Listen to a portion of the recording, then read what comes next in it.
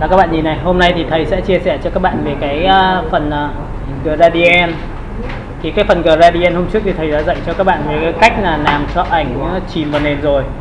Thì hôm nay thầy sẽ dạy cho các bạn về cái cách đó là áp dụng cái filter cho cái mặt nạ của ảnh. Các bạn ghi đi, cách áp dụng filter cho mặt nạ của ảnh như sau. Áp dụng filter cho mặt nạ của ảnh.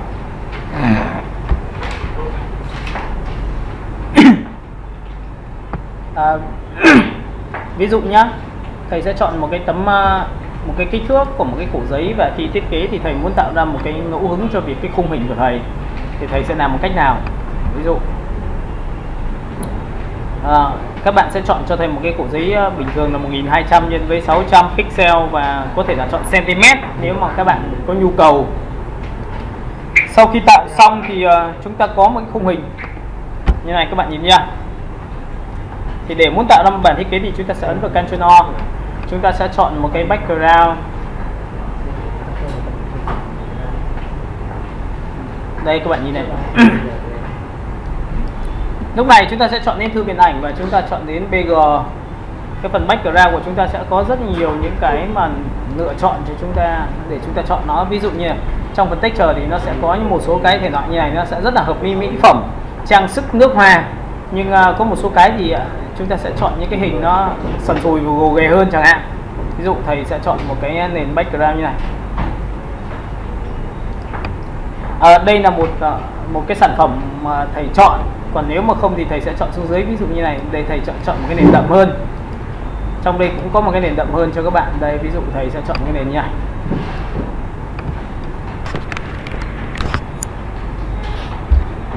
Các bạn nhìn thấy chưa? Và chắc chắn khi mà có nền đậm hơn như này thì thầy sẽ chọn vào Ctrl A chọn hết, Ctrl C là copy và Ctrl V kép là tắt cái file thiết kế của cái hình ảnh đi. Sau đó thì thầy sang bên này thầy ấn vào Ctrl V.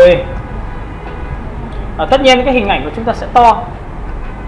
Và có nhiều người bảo là thầy ơi, em thích chỗ này nó như này là được rồi. Nhưng có nhiều người bảo là thầy ơi, em thích là nó phải tròn trịa toàn bộ các thứ, thì em sẽ chọn như này.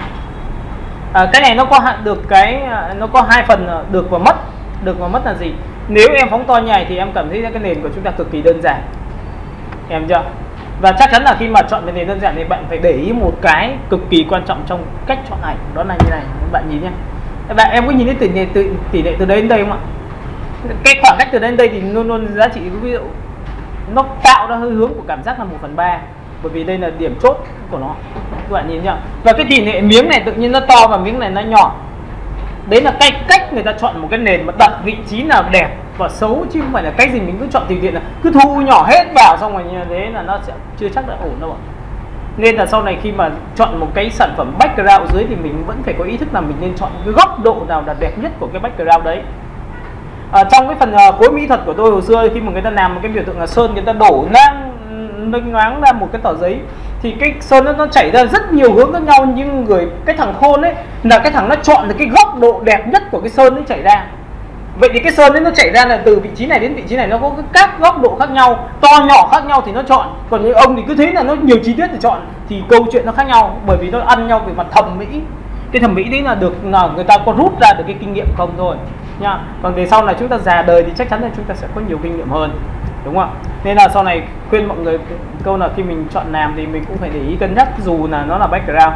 Đồng ý không ạ? Rồi, trong phần này thì ở đây là người ta có hai phong cách. Phong cách thứ nhất là người ta có thể sử dụng một cái có sẵn. Ví dụ cái có sẵn là gì? Chúng ta sẽ chọn vào thư viện ảnh và thầy sẽ chọn vào ổ E. Thầy sẽ kéo xuống một tí. Đây, thư viện ảnh đấy, các bạn sẽ nhìn thấy. Trong phần thư viện ảnh của thầy thì thầy kéo xuống một phần phía dưới cùng thì nó có một cái nền background có sẵn rồi. Đây các bạn nhìn thấy những cái tung tóe rồi những cái như thế này, đúng không ạ?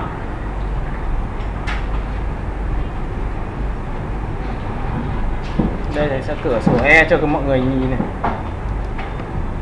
Chúng ta sẽ cửa sổ E, chúng ta chọn vào ổ E, chúng ta kéo xuống đây. Em có nhìn này không? Cái bản chất của cái hình này nó rất là đẹp. Và khi mà chúng ta, đây là những hình ảnh PNG trên mạng thì bạn có thể lấy trực tiếp từ vào thì nó sẽ được như này này. Em nhìn thấy PNG chưa? Và file này là gọi là file không có nền. Và file không liền này thì các bạn đã được học vào trong cái phần đó là opacity cho phần group rồi. Thì cái này nó bản chất của nó là sau này chúng ta tạo ra từng công cụ brush của chúng ta có thể tạo ra được như thế này. Và lúc này sau khi làm xong thì chúng ta ấn vào Ctrl E, chọn hết, Ctrl C copy và Ctrl V tắt đi. Thì lúc này tôi muốn tạo ra một cái ngẫu hứng, tôi ấn vào Ctrl T, phóng to cho mọi người xem. Tại sao tôi đặt vào đây? Ví dụ như nếu mà tôi ấn vào Ctrl Y thì các bạn sẽ nhìn thấy cái hình của tôi nó sẽ tung tóe như này, và tất nhiên tôi có thể phóng to nữa, đúng không ạ? Nếu tôi đặt vào đây là cà phê thì chắc chắn là sẽ rất là ăn điểm, bởi vì bản chất nó sẽ tạo ra một cái ngẫu hứng về cả cảm xúc. Và bình thường ví dụ Ctrl O, chúng ta sẽ chọn vào thư viện ảnh, chúng ta chọn vào ví dụ như này đây, chúng ta sẽ có một cái phong cách của giày nam chẳng hạn như này, giày thể thao khác, giày nam khác nhá. Chúng ta sẽ, đây là dành cho những người mà người ta đi công sở nhiều thì chúng ta sẽ chọn cái hình thức như này. Giày da, ok, chọn vào đây.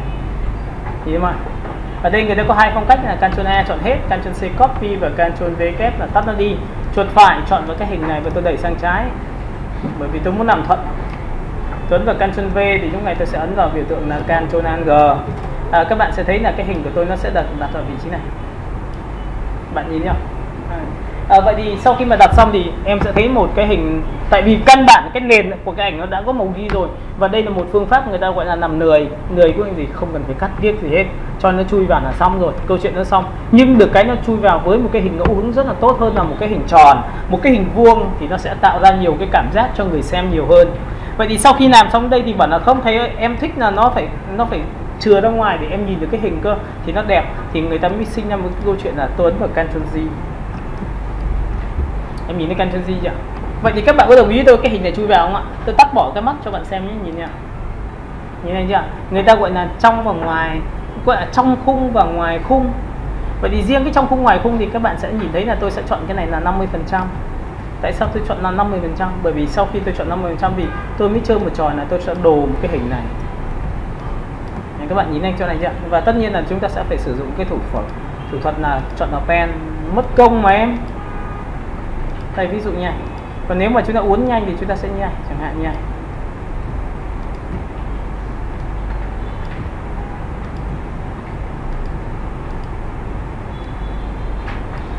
Ok, chúng ta chọn vào đây. Chúng ta bẻ cong lên đây. Chúng ta sẽ chọn vào đây, Đoạn này thì thầy sẽ đơn giản thôi, bởi vì đây là phần giao giữa phần trong và ngoài, nó giống nhau. Tiếp theo thầy sẽ chọn sang đây, thầy bẻ cong luôn sang bên này.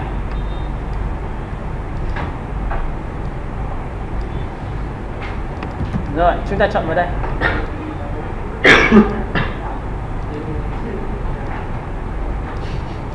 Và tất nhiên là các bạn sẽ chọn lên đây cho tôi rất là thoải mái, và tôi chỉ chọn những cái phần này thôi. Các bạn nhớ nhé, tôi sẽ chỉ chọn nào cái phần này là chính xác là Ctrl Enter. Và sau khi mà Ctrl Enter xong thì các bạn nhớ một điều rằng tôi sẽ dùng lệnh là đó là Ctrl G cái hình này lên, và cái hình này dưới tôi tắt bỏ được không ạ? Thì bạn nhìn này, tôi tắt bỏ. Thì cái hình khi mà tôi tắt bỏ xong thì các bạn có thấy là cái hình này của tôi nó nằm ở đây không? Nhìn là chuột phải chọn vào đây này. Như này chưa? Cái này opacity đang 50% thì bạn đẩy cái này lên 100% thì bạn có thể nhìn thấy cái mũi giày chúng ta bị trừ ra ngoài không mà. Nhìn thấy mà. Vậy thì khi mà người ta làm về giày thì người ta phải có một cái.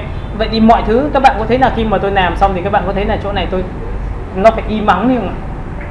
Nó phải im ắng để nó, thứ nhất là bên này nó nói một cái câu ngôn ngữ của cái việc mà giày của tôi muốn hướng cái đôi giày tôi nó nằm ở đây, đúng không ạ? Các bạn hiểu cái này chưa? Vậy thì khi mà người ta làm như này thì cái sản phẩm người ta quảng cáo nó mới tốt, bởi vì bên này tôi đặt text xong rồi, cái này phải tĩnh thì đặt với text được vào chứ. Cái này cũng động thì bây giờ nói kiểu gì? Ông này cũng động, nói kiểu gì? Chả nói kiểu gì được cả, bởi vì ông nào cũng tranh chức gọi là hoa hậu cả, hiểu không ạ? Và tất nhiên là sau khi làm xong thì tôi cũng phải chụp lại cái màn hình, bởi vì tôi muốn làm đẹp thì tôi phải chụp màn hình bằng Ctrl Shift Alt E. Sau đó thì tôi phải làm thế nào? Tôi ấn vào Ctrl G là một lớp, sau đó thì tôi sẽ phải sử dụng đó là chuột phải chọn vào phần Blending Option. Còn nhớ cái phần đấy không ạ? Ví dụ phần đầu tiên chúng ta sẽ làm sáng ảnh, còn nhớ này không ạ? Và với phần làm sáng ảnh thì bạn phải chọn chuột phải chọn là Blending Option, đó là cách làm về da, đúng không ạ? Và trong phần này thì các bạn sẽ nhìn thấy là tôi sẽ kéo vào đây thì các bạn sẽ thấy là nó sẽ bóc từng lớp một ra. Đây là phần đậm của đối tượng nhưng mà tôi chỉ phần làm bóng thôi. Tôi sẽ giữ phím Am, tôi tách cái này ra làm hai, sẽ làm cho đôi giày tôi bóng hơn. Ok, thì đây chính là cách làm ra để cho khi người ta nhìn vào đôi giày người ta thích, là giống như chúng ta đi đánh xi đấy. Em thấy một đôi giày em đánh xi đẹp hơn là một đôi giày chưa đánh xi đẹp, đúng không? Tất nhiên, vậy thì tôi bán được hàng này do tôi mà, đúng không? Tiếp theo tôi sẽ ấn vào Ctrl G lần thứ hai để làm gì? Tôi cho lên trên tất cả, và cái này tôi sẽ chọn vào giá trị đó là multi để làm đậm màu, để tôi lấy giá trị đậm của đôi giày. Chuột phải lại chọn là blending option. Cái chiêu thức thầy dạy cho các bạn là trên cái da đấy thì các bạn sẽ áp dụng cho da, cho tập này. Các bạn có thể áp dụng cho da mặt của các bạn khi các bạn làm về trang điểm cho những cô gái liên quan đến mỹ phẩm. Bạn sẽ kéo từ trên xuống dưới, ví dụ từ đây bạn bóc cái lớp trắng này ra, nhìn em. Và cái bóc lớp trắng này ra thì bạn bắt đầu giữ phím Am, bạn tách lớp ra một tí thì bạn sẽ thấy đôi giày của tôi sẽ cực kỳ bắt mắt và hợp lý, thì đúng không ạ? Nhìn này chưa? Và sau khi mà làm xong thì chúng ta sẽ phải làm thao tác là chúng ta ấn vào OK, nhìn đúng không ạ? Cái này nó hơi tối, rất là đơn giản, chúng ta sẽ chuột phải chọn vào đây, bởi vì là các em có thấy là lúc này thầy đang nhân toàn bộ cả cái lớp này không ạ? Đấy, thì người ta ấn vào Ctrl G, và sau khi ấn vào Ctrl G xong thì người ta chọn vào biểu tượng là mặt nạ của đối tượng. Với cái mặt nạ này các bạn chọn qua Image và bạn chọn vào Apply Image này thì tự khắc cái sản phẩm nó sẽ sáng lên 1 độ. Và tất nhiên là bạn yên tâm một điều rằng chúng ta vẫn nhìn được. Đó, nhìn thấy không ạ? Cái sáng nó sẽ sáng hơn, cái tối nó sẽ tối hơn, để cho cái sản phẩm của bạn đẹp nhất có thể. Hiểu cách làm chưa nha? Thì đây là một trong những cái cách thức mà người ta có thể làm. Và sau khi mà làm xong thì các bạn có đồng ý với tôi ấn vào Ctrl O. Tôi sẽ chọn vào biểu tượng là gì? Logo. Không biết logo nó nằm đâu. Chắc có lẽ là nó một trong những cái logo này thôi. Đây. Đây, giày tốt đây, được không? Và bạn yên tâm một điều rằng cái màu đỏ này rất là hợp. Ctrl A chọn hết. Ctrl C copy và Ctrl V kết tắt đi, thì sang bên này tôi ấn vào đây, Ctrl V, Ctrl T, chúng ta thu nhỏ cái hình ảnh giấy tốt lại. Bạn đặt vào vị trí này giúp tôi. Đấy đúng không? Tất nhiên là sau khi mà ví dụ thương hiệu của giày Việt hay cái gì đấy thì tùy mọi người tự làm. Ví dụ như là thương hiệu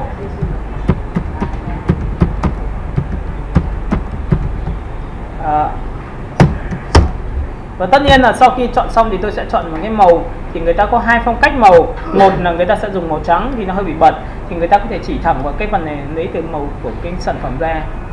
Các bạn nhìn thấy không ạ? Sau khi xong thì các bạn sẽ nhìn thấy cái thương hiệu của giày Việt nó khá là dính nhau. Nhìn thấy như này chưa?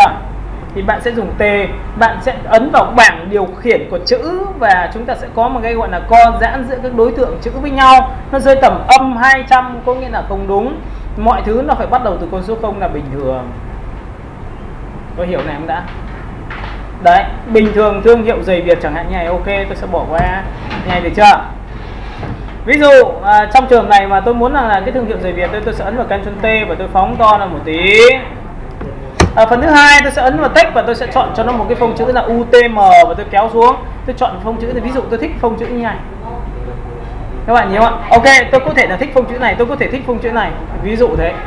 Thì mọi người nhớ một điều rằng là trong quy trình khi mà mình làm thiết kế thì phải để ý từng tí một riêng cái phông chữ, và phải tìm được cho tôi lên trên mạng search là phông chữ dành cho thời trang. Và có nhiều người lại khó tính hơn là phông chữ dành cho thời trang giày, nhưng search bằng tiếng Anh. Tôi đảm bảo cho bạn biết bạn sẽ tìm được cái phông đúng như bạn mong muốn. Có nghĩa là mình không biết là cái phông nào là dành cho thời trang, mình không có biết phông nào là dành cho thời trang giày, thì bạn làm cho tôi một cái thao tác này giúp tôi đấy. Vậy thì chúng ta dùng đúng phông đúng không ạ? Chứ chúng ta dùng đang có kiến thức chứ không phải là dùng không có kiến thức. Chúng ta dùng thấy phông ở phông này đẹp, ok cho vào, nhưng chắc gì đã là phông của thời trang. Các bạn hiểu cái này chưa đã? Và bạn phải tự tạo ra một cái nền văn hóa của chính bạn, đúng không? Ok, chúng ta sẽ chọn vào đây. Ví dụ chúng ta chọn vào thương hiệu giày Việt. Trong cái phần giày Việt này thì người ta sẽ ấn vào đây là Ctrl X. Tôi muốn tạo ra một cái tín hiệu khác biệt, tôi tích vào đây Ctrl V. Và tôi sẽ chọn một cái phông chữ ví dụ như này, UTM, ví dụ như này, AVO. Tại sao thầy hay dùng những cái phông chữ là UTM? Bởi vì bản chất của phông UTM này nó có rất nhiều phông giống như phông nước ngoài, nhưng được hỗ trợ có dấu. Các bạn hiểu không ạ? Nhưng nó không phải là tất cả, nên là đừng bao giờ cái gì chúng ta cũng phải chọn. Đôi lúc thầy cũng phải chế dấu, có nghĩa là có những phông nước ngoài thì người không có dấu thì mình vẽ thêm dấu vào nó đẹp. Phông nước ngoài đẹp nhưng lại không có dấu. Và các bạn có thấy là thầy có bao giờ dùng một cái văn bản là Cộng hòa xã hội chủ nghĩa Việt Nam một người do tên tôi là gì rồi viết dài ngoằng nhẹ mà dùng phông nước ngoài không? Các bạn chế dấu các bạn sẽ không chế nổi luôn, đúng không ạ? Nó hàng nghìn chữ như thế mà em ngày nào em chế dấu nổi không ạ? Chính xác chưa? Nhưng người ta chỉ chế dấu dành cho những cái tiêu đề của cái chữ này thôi, và cố gắng làm sao chữ cho nó chuyên nghiệp. Thì khi mà làm chữ thì thường thường người thầy hay đặt là một là căn giữa, hay là căn trái, ba là căn phải, và tổng quan toàn bộ nó phải xếp thành một hình chữ nhật hoặc là một hình gì đó thì tự khắc nó sẽ rất là ổn định. Đầu tiên mình làm ổn định đã, còn cái việc mà bay nhảy phông chữ thì chúng ta tính sau. Ctrl T, ví dụ tôi sẽ chọn vào giá trị, ví dụ tính tỷ lệ nha các bạn nhìn này. Ví dụ tôi chọn vào chữ dày, thương hiệu như này, tôi đặt như này được không ạ? Tôi đặt như này đúng không ạ? Như này chưa em? Và sau khi làm xong tôi chọn vào đây, tôi dùng công cụ M và tôi cắt bỏ cái này đi một tí.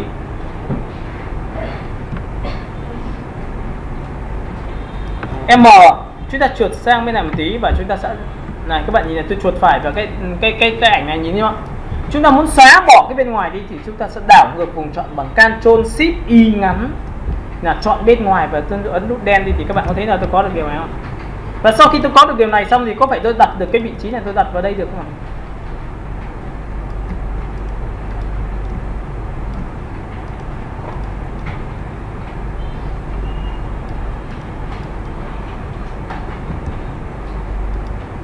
Đấy, em có nhìn không ạ?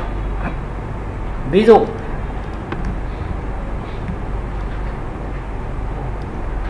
người ta cũng chỉ đặt một cái nhỏ nhắn xinh xắn như thế này thôi. Người ta chọn vào cái T, người ta sẽ phóng to ra một tí, đẩy xuống dưới. Cái thương hiệu tôi sẽ chọn vào lên trên một tẹo như này, Ctrl T, và chúng ta sẽ phóng to ra để cho nó bằng đúng cái chữ dày cho tôi. Đẩy xuống, đẩy sát một tí, nhìn này ạ. Nhìn này, ở đây người ta sẽ đặt một cách này là cách đơn giản nhất. Nhưng sau khi làm xong thì bạn cũng có thể tạo ra những cái nhấn nhá. Ví dụ Y ngắn tôi chỉ vào đây là một màu, tôi đổ màu bằng Alt đen, thì lúc này các bạn nhìn này, F7 tôi đập ra một layer mới, đổ màu bằng Alt đen. Các bạn có thấy là tôi sẽ có một cái biểu tượng như này không ạ? Đây gọi là trang trí để cho nó vui hơn, để cho nó hấp dẫn hơn thôi, nhìn thấy không ạ? Và tất nhiên tôi sẽ đặt vào đây, tôi sẽ ấn vào số 4, tôi sẽ kéo vào đây, tôi sẽ kéo vào số 3, số 2. Các bạn nhìn không ạ? Thì các bạn có thấy là mọi thứ nó bắt đầu là vui hơn về mặt thiết kế của chúng ta. Và tất nhiên là cũng có rất nhiều người là chơi một cái trò nữa là tôi dùng một pixel theo chiều nằm dọc và một pixel theo chiều nằm ngang. Vậy trong trường hợp nằm dọc tôi đặt vào đây, nhìn thấy không ạ? Chỉ có một pixel thôi, lập ra một layer mới và đổ màu bằng Alt đen, thì các bạn sẽ thấy là một cái nét của tôi nó sẽ nằm như này. Nhìn thấy nét của tôi như nằm như này chưa? Và lúc này tôi dùng công cụ M và tôi cắt bỏ từ đây lên đến đây, đẩy lên trên này, xóa đi, nó được cái này. Sau đó giữ phím Alt tôi cắt vào đây, tôi lại đặt vào vị trí này, gọi là đan chéo nhau. Cái này nó mang hơi hướng của việc mà sau này các bạn làm catalog, nó sẽ mang hơi hướng của catalog. Và tất nhiên là có nhiều người bảo thầy ơi, vậy thì cái chữ dày Việt này của thầy là hơi bị khó nhìn. Người ta có cách nào không em? Người ta có một cách, đó là người ta dùng cái công cụ M. Các bạn còn nhớ này không ạ? Tôi vẽ qua cái vị trí này được không ạ? Đây là cách đơn giản nhất. Tất nhiên tôi sẽ làm mềm vùng chọn bằng công cụ là Shift F6 và chọn cho nó là 30 và nập lên một layer mới để chúng ta làm gì? Để chúng ta đổ một cái màu. Ví dụ thầy chọn một cái màu đậm lên đây, đổ màu Alt đen. Các bạn nhìn thấy Alt đen chỗ này không? Thì khi mà thầy cho xuống dưới một layer thì các bạn sẽ thấy là chỗ này nó đủ độ đậm để cho cái chữ dày Việt của thầy có thể nổi được lên trên này, cái này đấy. Thì các bạn nhìn này, đây chẳng qua là chỉ là cách xử lý trong phạm vi hẹp. Còn nếu không em phải dùng bóng, đúng không ạ? Vậy thì để tránh trường hợp nó bị tranh chấp giữa chính và phụ, vậy thì như này thì các bạn có thấy là tôi đã làm ra sản phẩm nó đã khác biệt rồi không ạ? Hiểu cái bản chất mà khi người ta làm chưa? Người ta làm là người ta phải xử lý từng tí một, chứ không phải là cứ làm được là giống rồi, ok thôi dừng lại. Mình phải để ý từng tí một, như vậy thì cái sản phẩm của em càng ngày nó sẽ càng tốt hơn. Ví dụ đây là một phương pháp mà người ta làm về thiết kế, được chưa? Cũng tương tự như vậy thì chúng ta sẽ chọn vào đây và chúng ta sẽ cắt bỏ đây. Đây là một trong những phương pháp người ta gọi là thể hiện cho cái việc mà đơn giản nhất. Tôi sẽ ấn vào Ctrl lần thứ hai, chọn vào giày. Đây. Trong trường này tôi sẽ có một cái đôi giày của người đàn ông. Tôi ấn vào Ctrl A, chọn hết. Không, tôi sẽ chọn một cái người khác, Ctrl O, kéo xuống.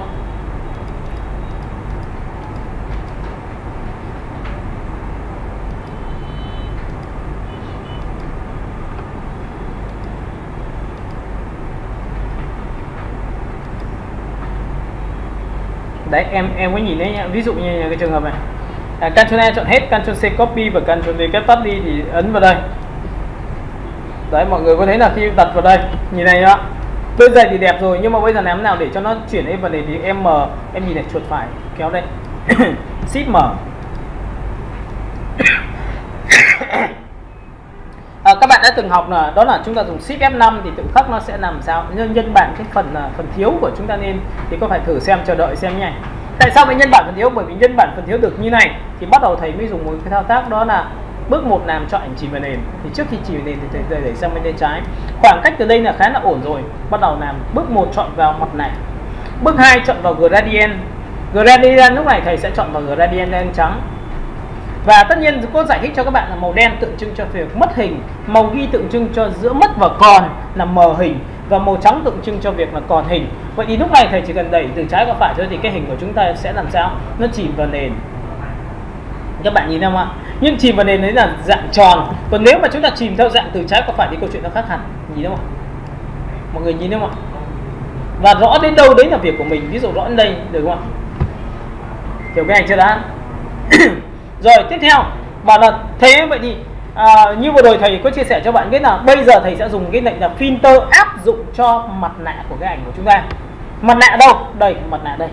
Áp dụng cho mặt nạ thì chúng ta chọn vào filter, chúng ta sẽ chọn vào filter gallery và sau đó thì chúng ta sẽ chọn những cái hiệu ứng, ví dụ đây là hiệu ứng này. Tuấn ok cho bạn xem nhé, nhìn này. Đây, thông số nó đây là số 8. Bạn kéo vào đây thì tự khắc nó sẽ ít cái vận chuyển hơn. Kéo đến đây nó nhiều lên. Tuấn ok thì các bạn sẽ thấy là cái ảnh của tôi chuyển êm này, từ này. Em nhìn thấy có những cái về chuyển vào đây không ạ? Đấy nhá, đấy là một cách. Vậy thì ví dụ thứ hai là cái background tôi lại không thấy phù hợp nữa thì tôi ấn vào Ctrl O và tôi chọn một cái tông màu. Ví dụ chọn vào thư viên ảnh. Chúng ta sẽ chọn vào phần background cho mọi người xem, bởi vì là thực ra chúng ta phải xử lý rất là nhiều công đoạn. Ví dụ thầy thích một cái tông màu như thế này. Đây thầy muốn là nó tĩnh, thầy sẽ chọn một cái tông màu nha. Nhìn đúng không ạ? Ctrl A chọn hết, Ctrl C copy và Ctrl V kép và tắt nó đi thì thầy chuột phải chọn vào cái background của thầy và thầy ấn vào Ctrl V. Thì các bạn có thấy là cái tông màu lúc này nó đang rất là nờ nhờ không ạ? Như này chưa? Đây nha, tôi sẽ chọn cho bạn xem. Cái việc đầu tiên mà các bạn cần phải xử lý đó là gì? Cái nền này tôi thấy rằng nó không hợp với cái tông. Ok, tôi ấn vào Ctrl G lần thứ hai và tôi sẽ chọn vào multi là tự khắc nó sẽ làm đậm màu cho các bạn. Ví dụ các bạn có thấy là đậm màu không ạ? Phần thứ hai là đậm màu quá thì tôi phải giảm cường độ đi. Tôi bảo là rồi thầy ơi em thích rồi, nhưng em thích là nó phải là màu nâu cơ chứ không phải là màu như thế này. Thì người ta có cách nào không? Thì các bạn nhìn tôi lập ra một layer mới. Tôi sẽ chọn chính cái tông màu nâu đó, y ngắn tôi chỉ vào đây. Các bạn có nhìn thấy màu nâu của tôi không ạ? Tôi lập ra một layer mới rồi nhá. Đổ màu này, ambient. Các bạn có đồng ý tôi màu nâu này không ạ? Nhưng khi đổ xong thì các bạn sẽ thấy một điều xảy ra, đó là gì? Thầy ơi, nhưng mà em thích là nó phải có khối cơ. Vậy thì các bạn đã học về cái giá trị đó là color chưa? Ấn vào đây, các bạn có nhìn thấy cái tông màu nâu của tôi bắt đầu có khối chưa? Cái vấn đề là tôi làm ra để làm gì? Tôi thiết kế cho chính tôi, nên tôi phải tính toán từng tí một. Và cái này các bạn nhìn nó sẽ kéo xuống một tí nữa thì tôi giảm cái cường độ nó đi. Đấy, tông màu nâu từ tím chuyển thành màu nâu rồi. Tiếp theo, chuột phải chọn vào cái hình của chúng ta thì bắt đầu quay trở về mặt nạ. Nhìn này, effect. Chúng ta chọn vào biểu tượng effect gallery, filter gallery. Sau đó để bạn nhìn này, Tuấn ok này, các bạn có nhìn thấy cái ảnh này tôi chuyển vào như này không ạ? Nhưng cũng có cái cách khác, đó là gì? Tôi chọn vào filter, tôi chọn vào filter gallery. Thì cái hình này này, các bạn nhìn này, tôi đẩy cái này lên nha, tôi ấn vào Ctrl trừ cho các bạn xem. Khi mà bạn cầm vào đây thì các bạn sẽ thấy nhá, nhìn này, tôi sẽ kéo gạt này xuống cho bạn dừng người. Thay cho việc nó chuyển ở đấy thì tôi ấn ok thì các bạn sẽ thấy là cái hình này nó sẽ chuyển theo hình như này. Cũng tương tự như vậy thì cũng có thể là dùng phím G và tôi kéo lại một tí để cho nó rõ hơn về cái hình của tôi chẳng hạn như này. Thì trong trường này tôi có thể chọn vào filter, tôi chọn vào phần pixel và tôi chọn vào color. Thì đây là hệ thống hiển thị theo điểm hạt. Thì cái giá trị hạt này là to hay nhỏ thì tùy thuộc vào hạt to hay nhỏ của việc thể hiện. Ví dụ cái này đánh càng to thì hạt càng to, và đánh càng nhỏ thì sẽ là hạt càng nhỏ, và nhỏ nhất của nó là số 4. Lúc này tôi sẽ chọn số 8 thì các bạn sẽ thấy là cái ảnh của tôi sẽ chuyển lên theo dạng như thế này. Các bạn có nhìn không ạ? Cũng tương tự như vậy thì cũng như vậy thì tôi chọn vào filter và tôi chọn vào filter về cái điểm hạt đấy, nhưng tôi chọn vào giá trị số 2 thì cái này nó sẽ thấy là các bạn có nhìn đây, thay cho việc chuyển êm này nó chuyển êm theo cách này. Bởi vì tôi tạo ra ngẫu hứng và chất liệu cho cái việc chuyển ảnh đấy, thì các bạn nhìn này, chỗ này là nhìn nó nứt chưa? Có những người bảo nào vậy thì thấy vậy thì em có cách nào khác không? Thì đây nhìn này, tôi sẽ chọn vào filter và tôi chọn vào phần filter gallery, và trong phần này nó có phần là chất liệu. Các bạn có nhìn thấy phần chất liệu chưa? Và tất nhiên tôi đẩy lên tầm này đúng không ạ? Và sau khi đẩy tầm này thì các bạn có thấy là cái hình của tôi nó sẽ như này không em? Đúng chưa? Nhưng mà thấy ơi, em muốn rằng là cái này nó rất nhảy này, em đồng ý, nhưng mà bên ngoài như này em không đồng ý, em muốn là cái hình này nó phải trung thực cơ. Ok, vậy thì các bạn chỉ cần rất là đơn giản là cái màu mà chúng ta muốn hiển thị thì có phải là công cụ bút của chúng ta. Bút thì nó sẽ sinh ra một cái bút đầu nhòe, nhìn nó đầu nhòe chưa? Vậy thì để muốn nó hiển thị nó không mất cái này thì có phải cái này phải là màu trắng ạ? Bởi vì thay cho việc nhá, cái gradient nó kéo từ trái qua phải, nhưng bây giờ bút là tác dụng trực tiếp, có nghĩa là bạn tô lên đâu thì hình sẽ xuất hiện đấy. Vậy thì lúc này tôi sẽ chọn một cái đầu bút 100%. Tôi sẽ ấn vào biểu tượng đó là gì? Cho thu nhỏ lại, đầu bút nhỏ lại, nhìn không? Và cái này là màu trắng chưa? Màu trắng rồi. Hòa trộn chưa? Không có hòa trộn gì tô này. Thì các bạn có nhìn thấy mất không? Ok, vậy thì có phải là xung quanh nó vẫn có chất liệu như vậy không ạ? Như vậy thì cái câu chuyện của chúng ta đã làm được cái điều này. Cũng là một cái cách thể hiện để chúng ta làm cho tốt hơn. Hiểu cái này chưa?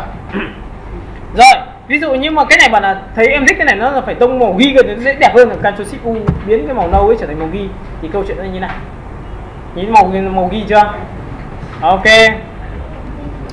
Tiếp theo, trong cái phần filter của chúng ta nó có cái gì nữa? Chúng ta cũng có thể là có dạng đó là hình tròn. Ví dụ chọn vào đây, chúng ta chọn vào G. Đây G hình tròn đấy. Tôi kéo từ tâm giữa của cây giày ra. Các bạn có thấy là chạy theo cung hình tròn không ạ? Nhưng như chúng ta đã học rồi là cái màu trắng tượng trưng cho việc còn hình, nên là tôi sẽ tích vào đây một điểm. Và cái này tôi sẽ đẩy là màu trắng. Thì các bạn có thấy là cái tỷ lệ màu trắng nhiều hơn màu đen không ạ? Vậy thì khi mà tôi kéo từ tâm đến đây thì các bạn sẽ thấy là điều xảy ra là cái này nó sẽ trở thành cái quầng tròn. Em nhìn thấy quầng tròn chỗ này chưa? Và đã trở thành quầng tròn nha, thì tôi có thể chọn vào filter và tôi chọn vào giá trị vừa rồi. Đấy các bạn nhìn thấy điểm hạt đây. Và tôi ấn vào đây thì các bạn có thấy là chấm xung quanh cái này không ạ? Nhìn chưa? Và cũng tương tự như vậy thì khi mà tôi chọn vào filter và tôi chọn vào filter gallery như này thì có phải cái giá trị tôi chọn vào đây nó sẽ xoáy như này không ạ? Đây tôi sẽ cho bạn xem.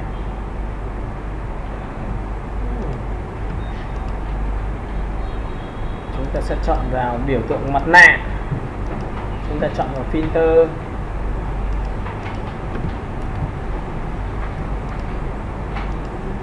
Đây các bạn nhìn này, rất là nhiều loại chất liệu khác nhau. Và chúng ta được quyền chọn lựa cái cách thức mà chúng ta mong muốn. Đấy, ví dụ ấn OK thì bạn sẽ nhìn thấy xung quanh nó sẽ được nhảy. Hiểu cái này chưa đã?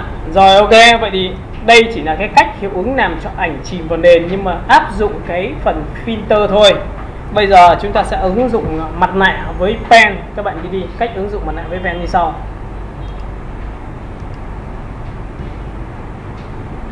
Trong trường này thì thầy sẽ có một cái sản phẩm như nào về thời trang.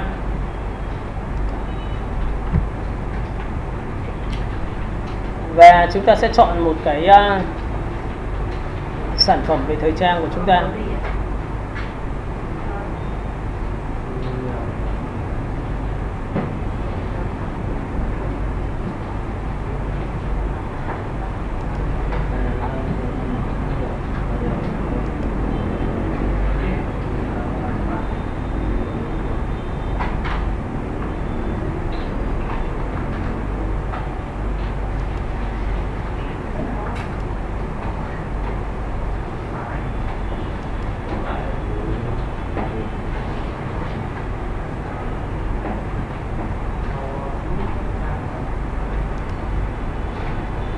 Ok, chúng ta sẽ chọn ở đây ra.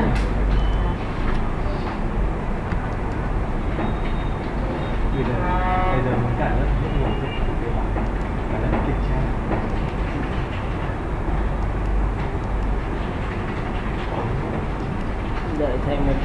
mình lấy một cái cô gái.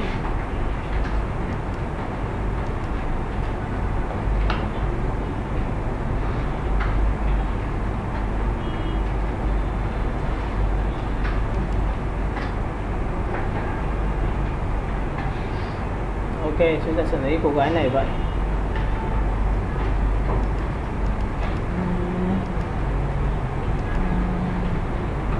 Đây các bạn nhìn nhá. Đây là một trong những sản phẩm mà chúng ta sẽ làm về thời trang. Thì thầy đã cắt cái hình này rồi. Đấy các bạn nhìn nhá. Tôi sẽ chọn. Các bạn nhìn hình này chưa? Đây là cô gái mà đã cắt ra, và chúng ta phải làm cái nhiệm vụ của chúng ta sẽ làm ra một cái background cho cô gái này và làm thiết kế về thời trang của chúng ta. Thì chúng ta làm này, như này. Thầy sẽ lập ra một layer mới. Và cái nền mới này thì thầy sẽ chọn vào cái giải pháp là chọn một cái nền có sẵn. Chúng ta sẽ có một cái nền có sẵn chẳng hạn như này. Và sau khi chọn nền có sẵn thì thầy ấn vào Ctrl A chọn hết, Ctrl C copy và Ctrl V kép là tắt nó đi. Sang bên này thì thầy ấn vào Ctrl V. Cho xuống dưới tất cả thì các bạn sẽ nhìn thấy đây là cái nền mà thầy đã tạo ra. Mọi người nhìn đúng không ạ? Và bây giờ chúng ta sẽ làm nhá, các bạn nhìn này. Lúc này thầy sẽ dùng một cái giải pháp là làm cho cái cô gái này nó mất hình đi bằng cách như sau. Ví dụ thầy chọn vào công cụ pen, thầy tích vào đây một điểm như này. Và trong quy trình này thì thầy sẽ chọn vào đây bẻ cong. Và tất nhiên thầy sẽ bẻ cong nha.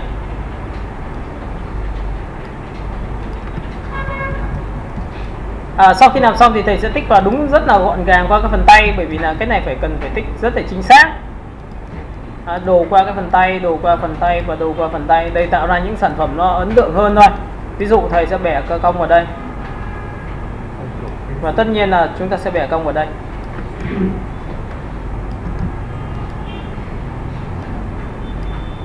Chúng ta sẽ bẻ cong xuống đây một tí và chúng ta bẻ cong chuẩn xác nhé. Được chưa? Tiếp theo, sau khi làm xong, chúng ta lại chọn là công cụ pen, chúng ta đồ tiếp một cái nữa, chúng ta chọn vào đây, chúng ta bẻ cong vào đây. Và chúng ta sẽ bẻ cong vào đây chẳng hạn.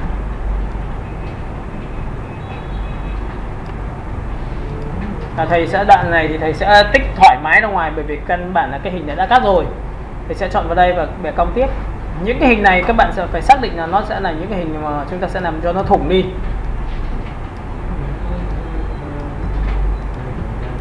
Mọi người nhìn này chưa? Và ấn vào Ctrl Enter thì chúng ta có được cái vùng chọn của chúng ta. Thì sau khi mà đã có vùng chọn thì cái hình này của chúng ta, nếu chúng ta tạo ra mặt nạ thì ngay tức cái hình này sẽ được giữ lại. Bởi vì nguyên tắc của mặt nạ là những cái vùng được chọn sẽ giữ lại. Và tạo ra mặt nạ nha, thì các bạn có thấy là hình chúng ta sẽ được giữ lại cái này không? Nhưng bây giờ đây là mặt nạ đen và đây là cái hình mà chúng ta giữ lại thì chính là màu trắng này. Khi mà tích vào đây như vậy. Thì bây giờ thay cho việc đấy thì tôi sẽ ấn vào biểu tượng là giữ phím An, đảo ngược. Đảo ngược có nghĩa là khi tôi tích vào đây thì cái chỗ này nó bị mất. Có nghĩa là An chính là ngược lại của mặt nạ. Tôi tích vào đây một cái thì cái hình của chúng ta sẽ được bị mất đi, sẽ bị thủng đi. Vậy thì có phải là cái người cô gái sẽ bị cắt đoạn thủng như chỗ này không ạ? Và bây giờ nhiệm vụ của chúng ta làm gì? Chúng ta sẽ cắt làm sao cô gái cảm giác này nó làm hình giải lụa, nó uốn nha, uốn nha, và nó uốn nhảy lên đây để nó giống như sợi dây. Cũng giống như sau này mà các bạn có thể sử dụng rất là nhiều chiêu thức cho cô gái này cũng được. Đấy, thì lúc này chúng ta sẽ mới lập ra một layer tiếp theo. Và layer mới này thì tôi sẽ chọn cho nó giải pháp là tôi sẽ uốn nó bằng công cụ pen, và pen này là dạng xếp. Bởi vì chỉ có pen dạng xếp thì chúng ta mới điều khiển được về mặt gì, điều chỉnh về mặt độ uốn cong một cách thoải mái nhất, đúng không ạ? Nào bắt đầu chúng ta sẽ chọn vào đây. Thì có phải là khi tôi tích vào đây thì tôi sẽ chọn vào cái này, tôi sẽ chọn vào cái này. Thì cái này các bạn có thấy là tôi tích vào đây và tôi tích vào đây, thì có phải đến đây thì tôi sẽ bẻ cong này không ạ? Bẻ cong này thì có phải là sẽ đến đây không ạ? Và cái này thì các bạn sẽ là vuốt lên đây. Bởi vì cái này là khi uốn cong vào đây thì chúng ta sẽ chọn xuống đây là điểm này. Tôi sẽ chọn vào đây và tôi sẽ bẻ cong vào đây. Tại sao nó như này? Bởi vì là tại sao tích thoải mái nhỉ? Bởi vì cái bản chất của cái này nó phải nằm dưới của cái hình cô gái, thì các bạn sẽ nhìn lên đây là đường chuyển động. Bởi vì cái này nó che lên, còn cái này nó xuống dưới, nhìn thấy không ạ? Và sau khi tôi tích vào điểm này, bắt đầu tôi dùng phím Ctrl tôi uốn cong làm sao cho nó đẹp nhất có thể, để cảm giác là tôi vặn cái cô gái này, nhìn không ạ? Đấy, vậy thì cái này nó vòng này, nhìn này, cái đường cong này chạy vào đây, chạy vào đây, chạy vào đây. Vậy thì tôi ấn vào đây, tôi kéo xuống một tí, tôi bẻ cong cái này ra một chút xíu để cho nó đẹp hơn về mặt đường chuyển động, nhìn các bạn. Và tích vào đây tôi đẩy vào trong một tẹo nữa.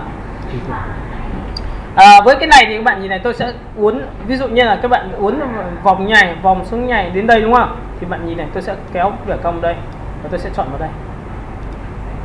Nhìn này, tôi tích vào đây một điểm, các bạn sẽ chọn vào đây một điểm, bẻ cong lên một tí nữa cho nó đẹp hơn. Đường này tôi sẽ kéo vào đây, cái điểm này tôi sẽ kéo vào đây. Đấy nhá. Mọi người có rất nhiều giải pháp, là một là thầy ơi vậy thì em có thể chọn cái biểu tượng này, em tích vào đây và em bẻ cong này xuống dưới để cho nó tròn như này được không? Đấy, ví dụ như này.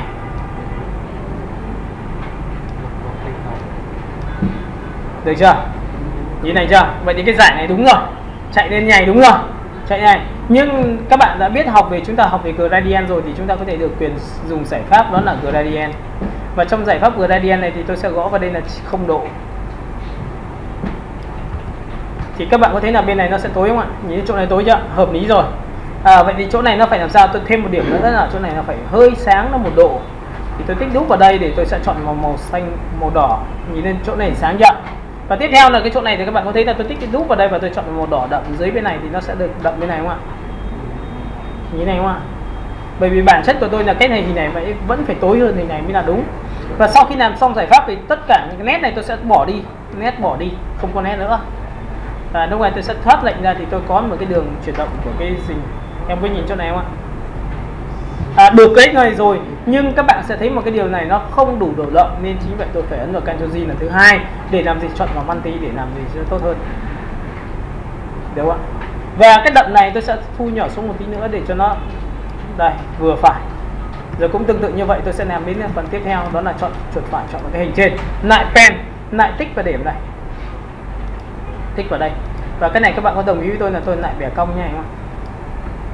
Lúc này tôi sẽ bẻ cong xuống đến đây, đoạn này vòng hơi lòng hoàng tí, chọn đến đây, kéo xuống đây một tí, và bắt đầu bẻ cong đây. Đấy thì cũng giống như vừa rồi tôi lại phải cho xuống dưới để cho các bạn biết là tôi đã bẻ cong như nào. Tôi sẽ giữ phím Ctrl, tôi đẩy vào đây, tôi bẻ cong, tôi đẩy vào đây.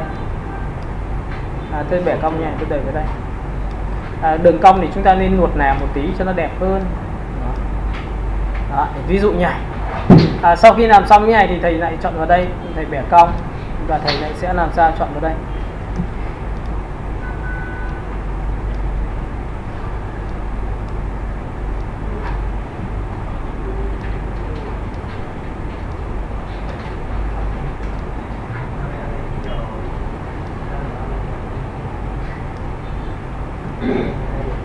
Rồi, ok, chọn vào đây. Và sau khi mà thầy đã đổ xong thì bây giờ chúng ta lại chọn vào công cụ, đó là phím gì? Pen của chúng ta lại chọn vào gradient. Nhìn không ạ? Hiểu cái này chưa? Và tất nhiên là chúng ta sẽ chọn vào đây là đậm rồi thì tôi sẽ tích đúc vào đây để làm gì? Chọn cái màu sáng hơn. Nhìn lên chỗ này không ạ? Thì cái này tôi sẽ cần gõ vào đây là chỉ 0 độ thôi thì tự khắc nó xoay bên này sẽ sáng hơn, bên này sẽ đậm hơn. Nhìn không ạ? Và cái cách làm nó sẽ là như thế này. Chúng ta sẽ chọn vào đây và điều chỉnh một tí nữa.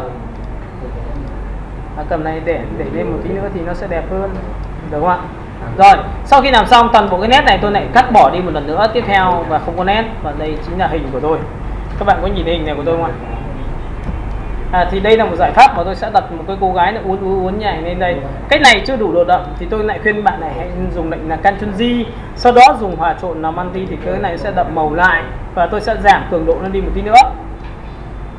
Nhìn không ạ? Sau khi làm xong tổng quan toàn bộ đối tượng thì lúc này chúng ta mới dùng giải pháp tiếp theo. Nhìn này, nhìn cô gái này, tôi sẽ phải tạo ra bề dày của cô gái giống như bạn gọt một hình cỏ xoài.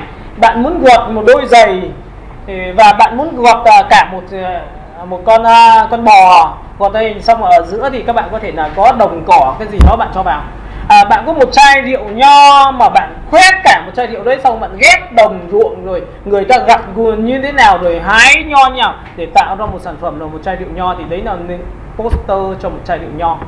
Người ta nhìn vào chai rượu nho thấy là cái cách người ta trồng ra sao, người ta thu hoạch ra sao, qua cái nhà máy ra sao, qua cái chỗ chế xuất ra rượu ra sao, thì như vậy thì người ta sẽ thấy là cái văn hóa của nó nằm ở trong một chai rượu. Các bạn hiểu không ạ? Thì đây là những cái giải pháp thôi. Còn đây là tôi tạo ra những sản phẩm nó ấn tượng, có nghĩa là gì? Nó không giống thật. Gọt như thế làm gì có chuyện. Ok, các bạn có thể cắt cái phần chân dung của bạn ra và tôi nối những cái sợi cây vào đây được không ạ? Ok, thì nhìn này. Tiếp theo sau khi tôi chọn xong cái này, tôi sẽ ấn vào biểu tượng đó là nhân lên một lớp và tôi ép hai thành này thành một. Đó là cái cô gái và cái layer không có gì thành một. Thì lúc này nó không còn mặt nạ nữa là Ctrl G, Ctrl E là ép lại. Nhìn đây, chỗ này nó thành một chậm. Và cái dưới tôi để nguyên nhé, nhìn thấy không ạ? Thì bắt đầu tôi sẽ làm một thao tác như sau. Bạn có đồng ý tôi là khi cắt ra thì cái này phải có bề dày không? Thì khi có bề dày thì tôi phải làm một cái thao tác như sau, đó là chọn vào pen, tôi tích vào đây một điểm. Tôi phải uốn rất là kỳ công. Nhìn đi, kỳ công chưa? Các bạn có thấy là tôi tạo ra cái bề dày nhỏ nhỏ chỗ này không ạ? Nhìn chỗ này nhỏ nhỏ chỗ này chưa? Sorry các bạn, là tôi sẽ phải chọn vào dạng tab. Đây, tôi sẽ vứt bỏ cái này đi.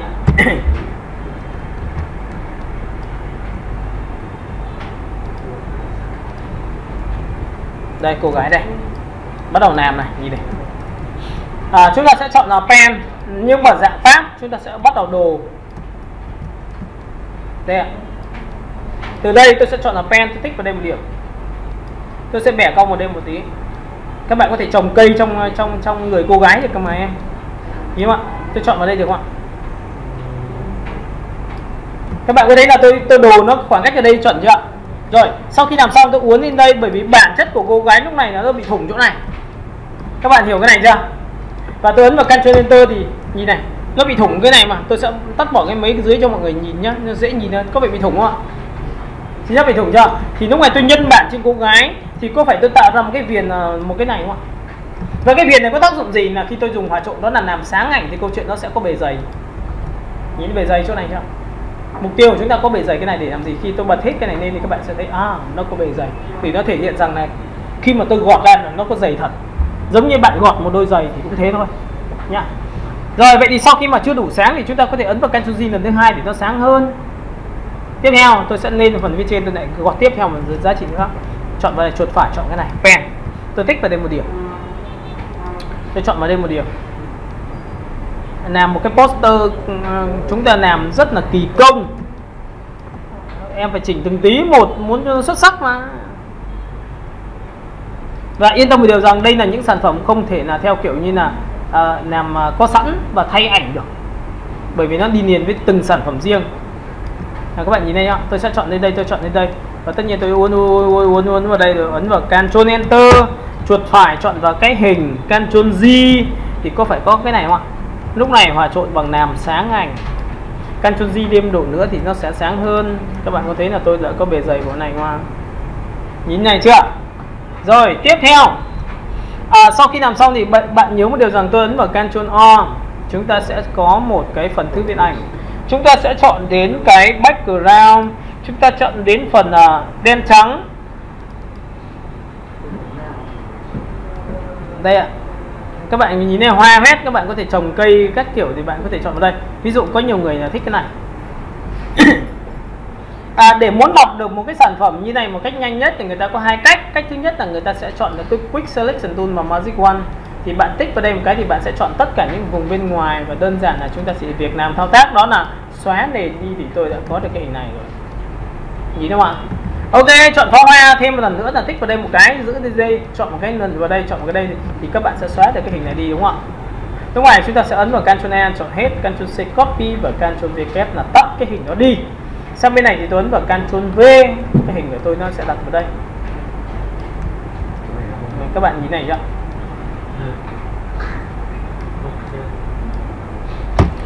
Với cái hình này, tại vì tôi muốn tạo ra một sản phẩm nó liên quan đến chất về thời trang, vì tôi cho xuống dưới tất cả thì cho nên trên một lớp là cái này, cho nên lớp thứ hai đó là cái này. Có nhìn thấy cái này lên thứ 3, thứ 4, thứ 5, thứ 6, có phải nó sẽ được cái này không em? Nhưng bản chất là tôi muốn trồng cây trong đây, đồng ý không ạ? Vậy thì cái chỗ này nó phải lên trên, vậy thì tôi sẽ nhân bản một cái lớp lên trên được không ạ? Ok, vậy thì tôi ấn vào Ctrl G, tôi cho lên trên tất cả như này thì có phải là cái này lên trên không ạ? Tôi ấn số 5. Tại sao tôi ấn số 5? Bởi vì là sau khi tôi ấn số 5 này tôi mới dùng một thao tác như sau. Đoạn này đến đây là tôi phải cho cái cây nó tròn ra ngoài rồi. Đồng ý không ạ? Vậy thì sau khi tôi tròn ra ngoài thì các bạn có đồng ý tôi phải làm nó mặt nạ không ạ? Thì cái mặt nạ lúc này nó sinh ra cái việc như sau, đó là gì? Nếu tôi dùng bút màu đen,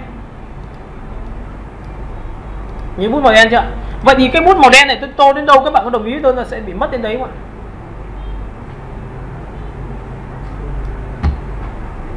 Đúng chưa?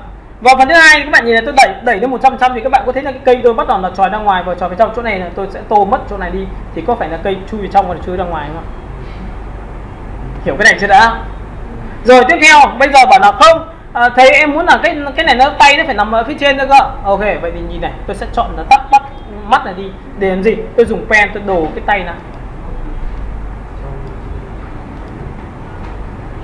Em muốn chui vào trong hay chui ra ngoài, cái là lên trên hay xuống dưới để tạo ra cảm giác nó giống như thật thì người ta phải làm nhiều thao tác lắm. Nhưng đoạn này là để chúng ta linh hoạt thì cái vấn đề mặt nạ chúng ta làm như nào thôi, bởi vì nó sẽ tạo ra những sản phẩm rất là khác biệt. Đây ví dụ như thầy sẽ đổ cái tay như này.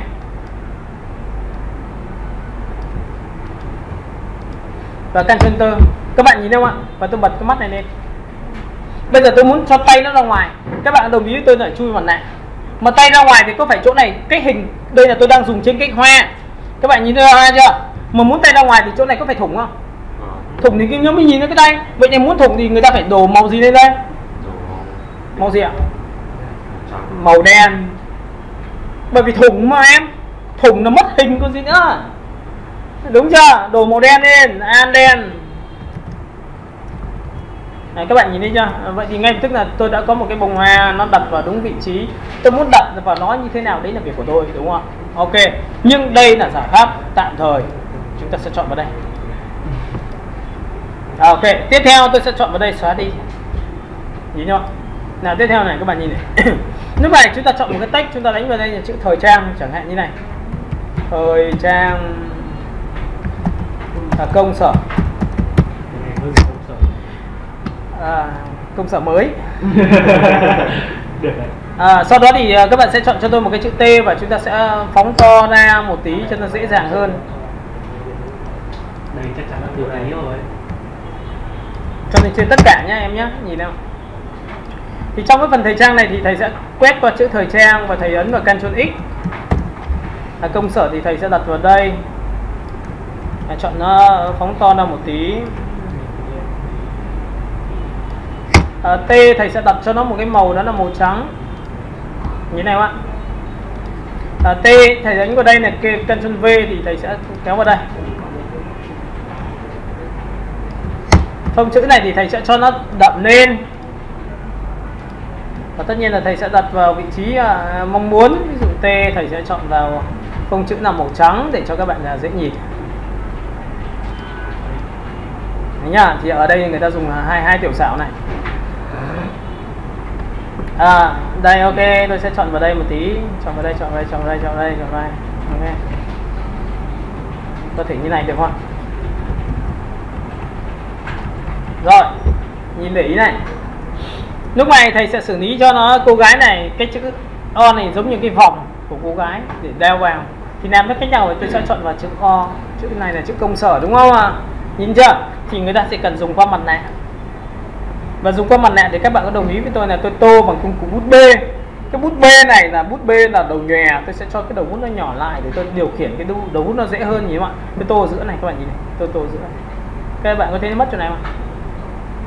Nhìn nhá. Và nếu mà tôi tô chỗ này thì các bạn có thấy là ngay tức nó sẽ tạo ra cái bóng đổ của cái này chui vào trong mà. Ok, vậy cũng tương tự như vậy tôi tô bên này. Ok, vậy thì các bạn sẽ thấy là tôi đã có một chữ công sở là nó chính là cái vòng của tôi. Được không ạ? Ok, tiếp theo vậy thì cái chữ này, cái tay này của tôi nó phải là như thế nào? Ok, tay nó phải đè lên trên đúng không ạ? Vậy tôi bắt đầu tôi làm cho bạn xem. Tôi sẽ chuột phải chọn vào cái thời trang, nhìn thời trang chưa? Tôi lại làm mặt nạ của thời trang. Tôi lại dùng bút bê và bút bê đấy là màu đen, nhìn không ạ? Và tôi tô này, nhìn này, tôi tô đây. Chỗ này nó chui vào trong, ok, chỗ này có nhìn thấy chui trong chưa? Ok, em còn nhìn thấy nó có cả bóng đổ của cái tay không ạ? Nó tốt hơn là bạn dùng công cụ pen bạn đồ lại không ạ? Pen em đồ lại em đồ phát thì trông nó rất cứng và nó không có bóng đổ của đối tượng đấy. Nên tôi cầm tôi kéo cho bạn xem, nhìn này, kéo đây, ok, cầm này kéo này, nhìn nhá. Kéo đây, nhìn không ạ? Và các bạn sẽ nhìn thấy chữ thời trang của tôi nó được cô gái đè lên phía trên. Ok, vậy thì đây là một trong những thủ pháp của người ta dành cho việc thiết kế là cho nó ấn tượng hơn và cho nó tốt hơn theo cái cách thức của tôi. Và tất nhiên là sau khi làm xong thì bạn nên chụp cái màn hình lại một tí nữa bằng Ctrl Shift and E để thứ nhất là chúng ta sẽ làm cho nó đẹp hơn bằng Ctrl G một nốt. Tôi sẽ chọn cho nó họa chọn là short line để nó sẽ đậm màu. Nhìn đúng không ạ? Ở phần thứ hai, sau khi làm xong thì người ta cũng có một cái giải pháp là người ta lại ấn vào Ctrl G tiếp theo lần thứ hai, người ta chọn vào Vivid Line làm sắc nét, người ta chọn vào Filter, chọn vào Other và chọn vào phần chúng ta chọn vào phần 2 Path. Thì nơi này các bạn sẽ thấy là cái sản phẩm của chúng ta đã để nhé, nhìn lại ấn OK thì cái sản phẩm trước sau chúng ta sẽ rất là nét. Nhìn đúng không ạ? Nhìn thấy mặt cô gái chưa? Vậy thì đây là một trong những cái thủ thuật để chúng ta làm ra những cái poster dành cho thời trang nhưng có tính về sáng tạo về chữ. Các bạn hiểu cái này chưa? OK. Bỏ cái này đi, được không ạ? Bảo thế ơi, vậy thì em thấy rằng là cái bút này nó khá hay. Cái bút này nó hay thì em có nhìn thấy cái này nó có phải tôi tô vào đây nó sẽ chấm chấm này không ạ? Nhìn lên chấm chấm này chưa? Có phải là cái này là chữ thời trang này, có phải là chính là tôi tô nó bị mất chỗ này không ạ? Thì em nhìn này, tại vì do là chúng ta dùng gradient và áp dụng cái filter này cho gradient, vậy thì filter này có áp dụng cho vấn đề bút mà chúng ta tô vào mặt nạ không? Thì chúng ta thử xem là chọn vào filter, chúng ta chọn vào phần điểm hạt và chúng ta chọn vào đây thì các bạn sẽ nhìn thấy ở đây tôi sẽ chấm, có nhìn thấy dạng chấm này không? Nếu chấm này tôi sẽ chọn vào filter, tôi chọn vào biểu tượng điểm hạt đấy, nhưng tôi chọn vào số 4 là nhỏ nhất chẳng hạn, tôi ấn vào đây thì bạn sẽ nhìn thấy cái chỗ này nó sẽ chấm chấm như này. Nhìn chấm chấm này chưa? Và tôi có thể chấm chấm chỗ này được không? Bạn hiểu cái bản chất của tôi đang làm thế này chưa? OK, vậy thì thấy chỗ này đẹp rồi, nhưng mà em muốn là cái chỗ dưới chân nó chấm chấm cơ thì sao? Hay là cái nền nó chấm chấm này được không ạ? OK, nhìn nhá. Các bạn có đồng ý với tôi là tôi có một cái nền như này không ạ? Tôi sẽ chơi một trò như sau là tôi ấn vào Ctrl G lên và tôi hòa trộn cho nó là làm đậm màu. Có nhìn thấy đậm màu không ạ? Có nhìn thấy đậm màu chưa? Vậy thì sau khi đậm màu xong thì tôi được quyền làm mặt nạ cho cái lớp ảnh trên. Làm mặt nạ trên lớp ảnh trên, và lúc này tôi sẽ chơi một trò như sau là tôi dùng bút B của tôi là cho là cái bút đầu nó nhòe ra một tí và tôi tô đến đầu này nó sẽ thủng hình lên đấy được không ạ? Thủng nhảy được không em? Thủng nhảy được không em? OK, thủng nhảy được không ạ? Thủng nhảy được không ạ? Đấy, các bạn có thấy là nó thủng ra mà nó phát sáng nhau không ạ? Nó rất xấu.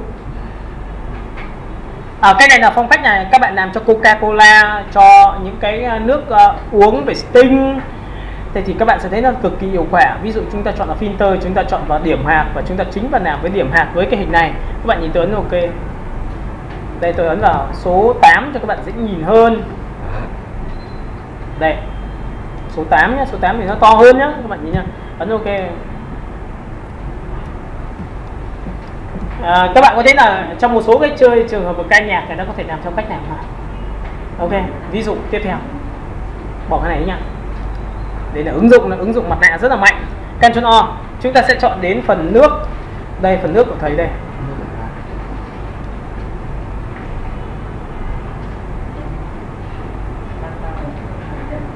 Đây. Các bạn tôi sẽ kiếm một cái chai nước làm sao nó đã cắt rồi. Hơi lười tí nhưng mà không biết có cái nào cắt được không. Đây, nhìn này chưa? Nếu mà bình thường theo thông lệ bình thường thì các bạn có phải là tạo ra một cái layer mới, đúng không? Chúng ta tạo ra layer mới. Và trong phần layer mới này thì các bạn sẽ có một cái kích thước mà các bạn sẽ lựa chọn cho nó. Ví dụ như là thầy sẽ chọn vào đây. Có nhiều trường hợp bảo là thầy ơi, em muốn là cái này nằm dọc mà tự nhiên em vô tình em lại nằm ngang rồi thì các bạn nhìn này. Để muốn quay khổ giấy từ ngang sang dọc thì người ta sẽ làm một thủ thuật như sau, đó là chọn vào biểu tượng là image. Người ta sẽ chọn vào biểu tượng là xoay 90 độ. Nhìn không ạ? Và sau khi tôi tích vào đây thì nó trở thành khổ giấy nằm dọc. Sau khi đã có khổ giấy nằm dọc, bây giờ làm nào để nó tạo ra cái cảm giác đấy thì tôi sẽ chọn vào gradient. Và chắc chắn là tôi sẽ chọn vào gradient, đó là màu cam. Nhìn không ạ? Trong trường này nó rất là nhiều điểm màu thì tôi sẽ bớt cái điểm màu đi. Tôi chỉ có vàng thôi, vàng và cam thôi thì kéo lại. Trông có vẻ ổn hơn. Thấy chưa? Tiếp này. Sau khi đã làm xong được cái biểu tượng này, các bạn đồng ý tôi không ạ? Tôi sẽ chơi một trò như sau là tôi sẽ chọn một cái nước và tôi cắt bỏ cái này đi. Đây ạ. Đây tôi muốn làm quảng cáo cho cái Fanta của tôi. Em có thấy những cái chấm chấm này chưa ạ? Đấy, không phải tự nhiên mà chúng ta đi xem nhiều mà chúng ta không rút kinh nghiệm đâu. Chọn là pen. Không, chơi này lâu lắm. Chơi trò này đi. Cầm đây, kéo đây. Có thấy nhanh không ạ? Đấy, tôi chọn là phương pháp này. Ok, xuống đây một tí, xuống đây một tí, xuống đây một tí. Rồi, chọn này. Di qua đây. Di qua đây tí, di qua đây, giữ chuột nhá, giữ chuột. Rồi, cắt bỏ cái này đi, cắt bỏ cái này đi, cắt bỏ hết chưa nhỉ? Rồi, Ctrl G thôi, chúng ta đã có được sản phẩm của một cái chai nước và chúng ta sẽ đẩy cái chai nước đó sang bên này. Được chưa? Và lúc này chúng ta sẽ ấn vào Ctrl T và thu nhỏ lại một tí. Cách hơi sáng đấy nó lại phụ thuộc vào vấn đề là nhìn này. Nếu thầy ở dưới là một cái màu nền, thầy sẽ chọn màu lớn lên một tí. Nhìn không ạ? Và cái này chắc chắn là một điều nhá. Nếu em dùng cái này dùng Ctrl G mà em dùng multi thì các bạn sẽ thấy là nó sẽ đậm màu xuống. Thì cái đậm màu thì mình mới làm mặt nạ cho nó cái đậm màu thôi, đúng không ạ? Đấy, em muốn đậm màu nữa thì em làm đậm nữa cho thầy. Còn nếu không em hãy chọn cho thầy một màu thôi cũng được. Ví dụ sổ xuống chọn này. Cái này thầy sẽ đổ một cái màu đậm hơn. Ví dụ là màu hơi cam đậm nhảy. Đổ màu bằng an đen thì cô thấy là ở dưới lớp nó đậm nhảy không ạ?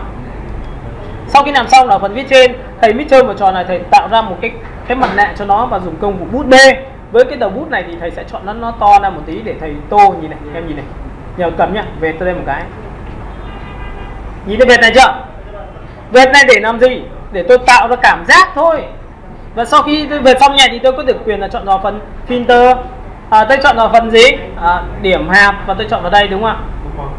Thì các bạn nhìn thấy tôi ấn OK thì các bạn sẽ thấy là tôi tạo ra một cái cảm giác, đó là tôi làm cho Fanta của tôi, đúng không ạ? Bởi vì tôi làm poster là phải ra chất. Đây thì tôi làm ra cái này. Còn có nhiều người bảo là thấy em không thích cái này đâu. Ok, vậy thì nhìn này, chúng ta được quyền nhé, được quyền này, nước này. Trong phần nước của chúng ta nó có rất nhiều tiêu chí. Tiêu chí thứ nhất là tôi chọn vào cái đầy. Các bạn có nhìn đây hình này của tôi không ạ? Nước thì đội nước quảng cáo hay dùng này. Ctrl A chọn hết, Ctrl C copy và Ctrl V kép là tắt đi. Sang bên này thì các bạn có đồng ý tôi là có cái nước này không ạ? Nhìn này, nước này chưa? Đặt vào đây. Nước được rồi. Nhìn này, tạo ra mặt nạ dùng với gradient là đen trắng. Và tất nhiên là các bạn sẽ kéo từ trên xuống dưới như này, đúng không? Tôi sẽ chọn vào gradient từ trên xuống dưới. Từ dưới lên trên. Có thể chìm vào nền như này không ạ? Sau khi đã chìm vào nền như này thì bảo là thế em muốn là cái này nó phải là màu cam chứ không phải là màu nhảy. Đồng ý không ạ? Cho cái này xuống dưới giúp tôi. Nhìn xuống dưới chưa? Xuống dưới để làm gì? Để tôi dùng cái biểu tượng phía trên tôi chọn vào color được không ạ? Thử color xem được không? Ví dụ đây là một kiểu. Còn nếu mà em không làm được điều này thì em lại dùng này. Cái này ở trên, tôi nhân bản cái lớp này lên một lớp, Ctrl G nhá, em nhìn này. Nhân bản cái lớp này lên một lớp là Ctrl G. Thì có hai cái này không ạ? Riêng phần 2 này tôi sẽ đẩy lên phía trên là bằng cho lên trên cái này. Thì có phải tôi dùng hòa trộn color thì nó sẽ nhuốm màu của tôi không ạ? Nhìn này chưa? Và để muốn nhuốm màu nhảy thì color này thì tôi có thể ấn vào Ctrl G lần thứ 2 và tôi hòa trộn cho nó là làm sáng ảnh cho nó. Và tôi giảm cái cường độ này đi để tôi lấy ra màu nó tươi hơn. Em nhìn thấy không ạ? Ok, vậy thì tôi đã lấy được vừa nước vừa cái biểu tượng của tôi đã có hình này. Và kết quả cuối cùng đó có phải là chúng ta sẽ chọn ra cái Fanta, chúng ta đặt vào đây không ạ? Ctrl A kéo vào đây, đặt vào đây, Ctrl A, Ctrl C, Ctrl V kép đặt vào đây, Ctrl T và thu nhỏ lại để lên trên như này. Đây đặt nhỉ. Thu nhỏ xuống dưới M, kết con đường cong. Đây, ví dụ tôi đặt này. Đây là lập ra một layer mới và tôi đổ một cái màu đó là màu cam chẳng hạn như này cho xuống dưới. Em nhìn này chưa? Tất nhiên là số 4 thì tự nhiên nó sẽ có được cái điều mà chúng ta mong muốn thôi. Nhìn không ạ? Làm rất là đơn giản, Ctrl G đẩy lên một trên tí nữa chúng ta đã có được chuyển động của đối tượng. Đấy, ví dụ cách thức, còn phần này là phần tôi đặt cách nhá. Đây là cách thức mà người ta làm cho đồ uống là như vậy. Xong chưa? Rồi tiếp theo, bây giờ tôi sẽ ứng dụng cho các bạn về cái gradient áp dụng với hệ thống về nhìn xuyên qua. Ví dụ như là chai Navi, nước hoa, các bạn đi cái cách làm banner về nước hoa như sau. Trong trường này tôi sẽ chọn một sản phẩm về thời trang. Hôm nay sẽ thiên về ứng dụng nhiều hơn.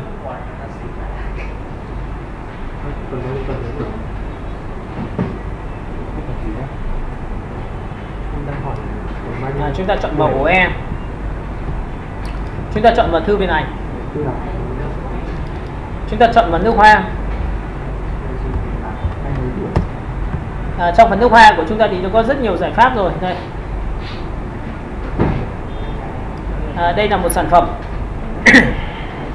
Và bạn sẽ nhìn thấy cái sản phẩm của chúng ta nó sẽ là cái này. Nhìn không ạ? Công việc của chúng ta là gì? Để kiếm một cái background. Đây, tôi sẽ cầm này ném vào đây đã. Đây là tư liệu của chúng ta làm thiết kế. Phần thiết kế của chúng ta sẽ bị tắt đi. Được chưa? Đây là cái đầu tiên nhá. Tiếp theo, cái thứ hai là các bạn sẽ tìm cho tôi một cái gương mặt để chúng ta dành cho việc quảng cáo cái thương hiệu này. Bạn có thể chọn cái tông màu sáng hơn. Đây, tông màu sáng hơn nhiều ạ. Chúng ta sẽ chọn cô gái này để là quảng cáo cho cái thương hiệu nước hoa. Rồi tiếp theo các bạn sẽ ấn vào Ctrl. Chúng ta sẽ tiếp tục đến một cái ổ E, chúng ta chọn vào đây.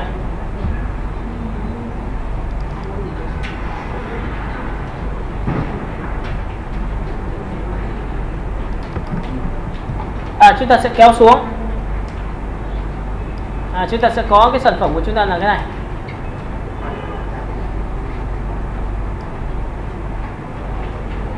Đó, sau khi mà đã làm xong thì tôi sẽ nước hoa thì liên quan đến hoa, chẳng hạn nước hoa hồng. Công việc đầu tiên là chúng ta sẽ xóa bỏ cái đề này đi bằng công cụ rất là đơn giản. Tôi sẽ chọn vào giải pháp, đó là lasso. Chúng ta quét qua đây, quét qua đây, quét qua đây, và tất nhiên tôi làm mềm vùng chọn bằng công cụ Shift F6. Sau khi làm xong, tôi dùng phím Y ngắn và chỉ thẳng vào cái màu đó bằng dùng lệnh Undo. Bạn sẽ thấy là tôi xóa luôn, bởi vì cái bản chất của cái này thế này. Tiếp theo, sau khi làm xong, tôi sẽ xử lý đến mặt cô gái bằng cách là tôi ấn vào Ctrl G và dùng hòa trộn, đó là làm sáng ảnh. Lúc này các bạn sẽ chuột phải chọn vào phần Blending Option, giống như vừa rồi tôi vừa xử lý cho các bạn về da mặt cô gái. Tôi sẽ cầm đối tượng tôi kéo đây thì nó sẽ chọn đến cái vùng như vậy. Riêng phần này các bạn giữ phím An và tách lớp ra để làm gì? Tôi lấy được phần đậm cho cô gái đó. Ok. Lúc này chúng ta sẽ có trước và sau. Tiếp theo một độ nữa thì tôi sẽ ấn vào Ctrl G, cái nấc gấp lên làm thứ hai, cho nên trên tất cả, và tôi chọn vào multi, đó là tôi làm đậm màu. Cái đậm màu này tôi lại chuột phải chọn vào Blending Option. Tôi sẽ lấy được vị trí của ánh sáng từ trên xuống dưới, cầm nó kéo ở đây. Với phần này tôi sẽ phím An, tôi tách cái lớp này ra làm hai để tôi lấy được phần đậm của màu của chúng ta. Và cái này nó có thể lấy như này. Cái này tôi sẽ đẩy như này tí. Ok. Thì lúc này tôi đã có cô gái rồi, tôi sẽ gom cả hai lên này thành một bằng lệnh như sau. Đó là Ctrl G là group lại. Và trong nguyên tắc đấy thì tôi dùng qua mặt nạ. Cái mặt nạ này chúng ta sẽ dùng qua cái phần biểu tượng là image và chọn vào Apply, là cho cái ảnh nó chui vào trong mặt nạ của đối tượng của chúng ta, là trước và sau. Sau khi đã làm xong thì bắt đầu chúng ta dùng thủ thuật là bắt đầu chuyển sang cái nền thiết kế của chúng ta. Bắt đầu nền thiết kế của chúng ta là cái gì? Đây, tạo khổ giấy.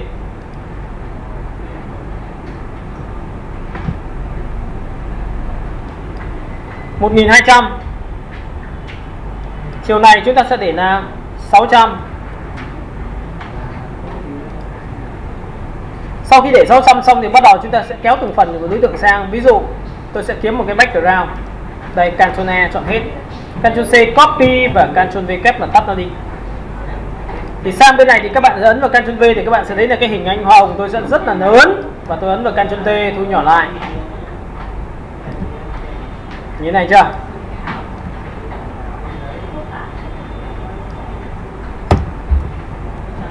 Sau khi làm xong tôi sẽ dùng phím Y ngắn, tôi chọn vào cái tông màu của cái nền sàn của chúng ta và đổ cái màu trắng đấy là chính là cái nền đó bằng lệnh là Undo.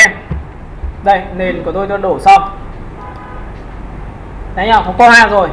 Việc thứ hai của chúng ta là cần cô gái này chuyển sang, tôi ấn vào Ctrl Shift An, Ctrl Shift E thì để gom nó thành một, và bắt đầu tôi sẽ đẩy cô gái sang.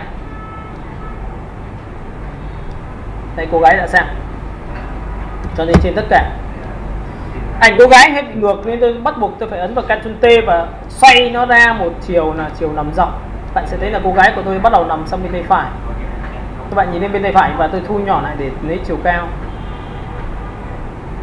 Và nhiệm vụ của tôi bây giờ tôi sẽ làm cái thao tác như sau, đó là làm cô gái chìm ảnh vào nền bằng cách rất đơn giản, chọn vào mặt nạ và dùng với gradient, đó là đen trắng. Trong trường hợp này tôi tích vào đây một cái, tôi chọn vào đen trắng chính xác và kéo từ trái qua phải thì cái ảnh cô gái sẽ được chìm vào nền một cách rất là dễ dàng. Như này không ạ? Cách thứ hai, bạn có thể dùng theo cách kéo theo hình tròn thì sẽ được nhanh.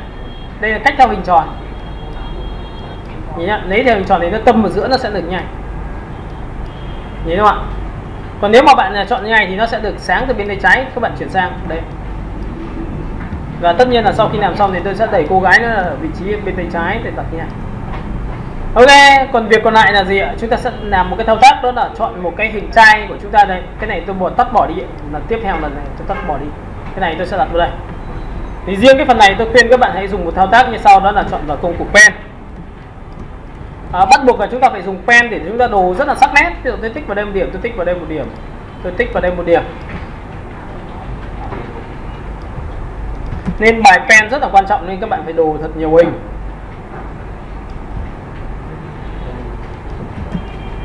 Và tiếp theo chúng ta sẽ đồ vào đây.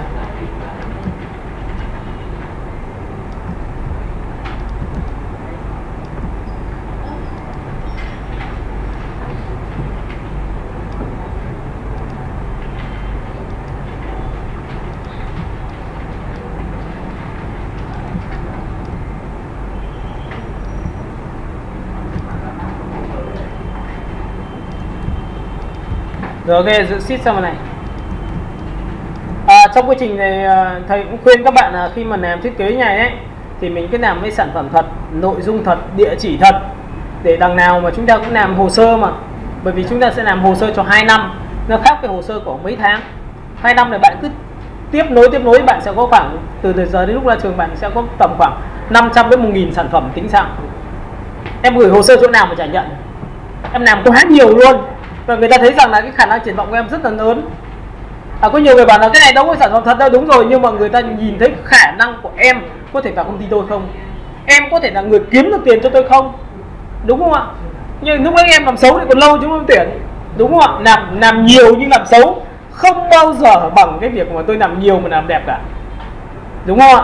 Và làm đâu mình chỉnh đến đấy, mình làm hồ sơ mà biết đâu được sang năm sau chúng ta lại vui, chúng ta tìm được một cái nơi nào đó người ta chấp nhận làm nửa ngày.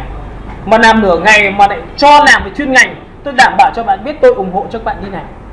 Nhưng nếu làm nửa ngày mà không phải chuyên ngành, tôi ra cho bạn biết tôi phản đối nha. Có nhiều người đi làm công việc khác đấy.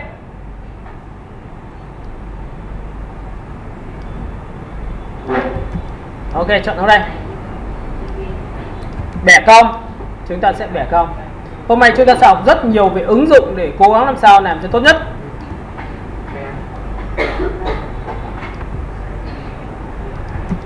Rồi chúng ta chọn vào đây.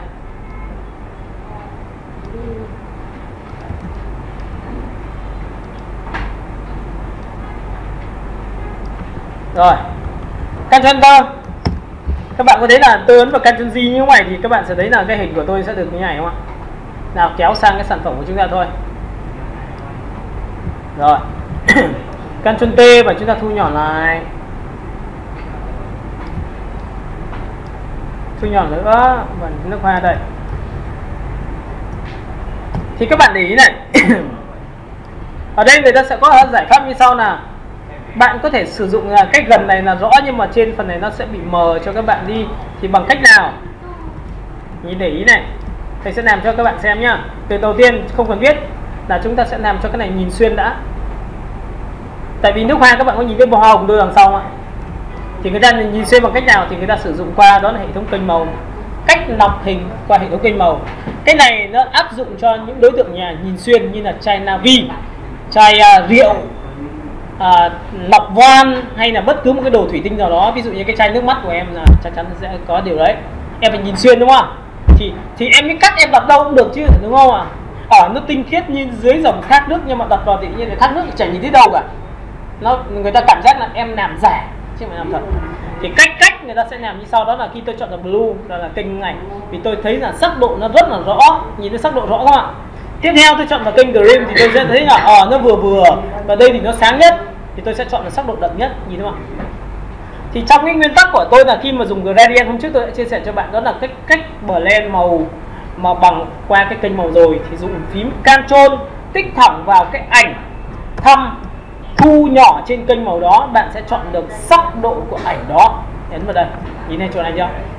Sau khi làm xong tôi trở về kênh RGB để bắt đầu tôi làm một thao tác như sau. Đó là nếu tôi làm mặt nạ cho chính cái ảnh này của đồng chí này thì sao? Tôi tích vào đây một cái thì cái ảnh chúng ta nhìn xuyên. Em nhìn xuyên chưa? Nhìn thấy hoa hồng sao chưa? Nhưng bây giờ tôi muốn rằng cái phần nào là phần nhìn rõ thì tôi dùng công cụ bút B, bởi vì bút B của chúng ta nó có tính năng là gì? Những cái gì nhìn được thì chúng ta là đổ màu trắng.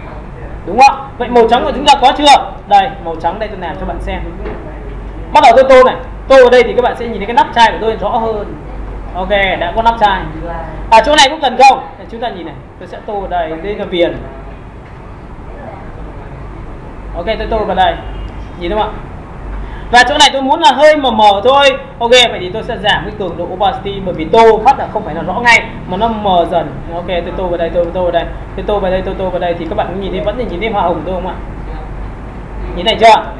Rồi, vậy thì sau khi mà tôi đã có được cái xong sản phẩm này, tôi mới được quyền dùng một thao tác đó là Ctrl G. Thì có phải cái hình này của tôi nó nhìn xuyên chưa? Nhìn xuyên chưa? Nhìn xuyên qua mặt chưa? Chạy thủy tinh. Và Ctrl T và tôi kéo phần này xuống dưới. Tất nhiên chúng ta muốn đổ bóng thì chúng ta lại dùng công cụ phím G và dùng phím Gradient là G, nhảy kéo từ trên xuống dưới nhảy đúng không ạ? Nhìn này chưa? Phần thứ hai, tôi sẽ chọn vào đây và tôi giữ phím Ctrl tích vào đây thì có phải quay trở lại mình chọn đúng không ạ? Tôi lập ra một layer mới. Đổ một cái màu đó là gì? Y ngắn chỉ vào đây là khu vực màu đậm, cái màu đâu đấy, đổ màu bằng Anden. Sau khi làm xong tôi ấn vào Ctrl T và tôi sẽ chỉnh xuống một tí, ví dụ như đây là ánh sáng chiếu từ bên này vào. Ok. Tất nhiên sau khi làm xong bạn hãy dùng công cụ đó là multi để làm đậm màu cho xuống dưới một đối tượng. Có nhìn em ạ? Và tất nhiên cái bóng đổ của chúng ta luôn luôn phải nhòe nên là tôi phải chọn vào công cụ Gaussian Blur.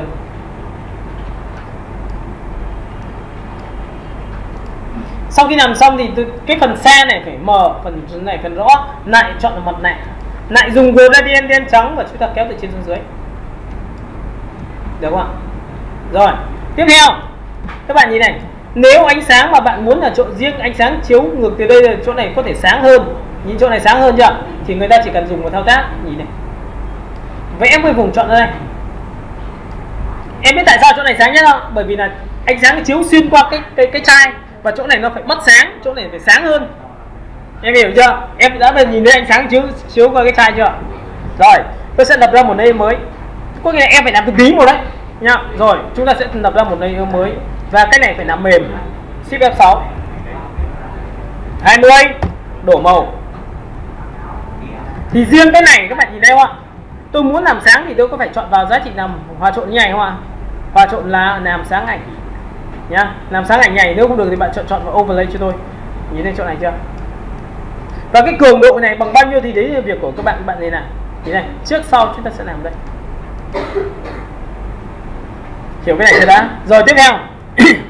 Ví dụ bây giờ cái bông họa chúng ta nó có nhiều cấp độ, là cái này gần, còn cái này xa thì chúng ta lại phải chuột phải vào background và làm một thao tác là qua filter. Chúng ta chọn vào công cụ là filter của cái gradient của cái làm mềm đấy, tôi sẽ chọn vào đây, làm nhòe, tích vào đây một cái. Bạn sẽ nhìn thấy ở đây nó sẽ tạo ra một cái điểm ở chỗ này, tôi sẽ chốt điểm dưới này là rõ, tôi sẽ chọn vào từ đây đến đây.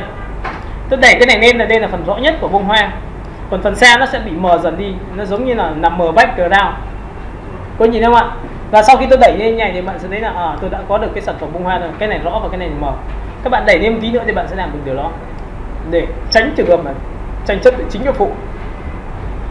Nhìn đâu ạ? Sau khi đã làm xong tổng quan toàn bộ đối tượng này, bạn lại làm tiếp một giá trị nữa, đó là lập lên một layer mới.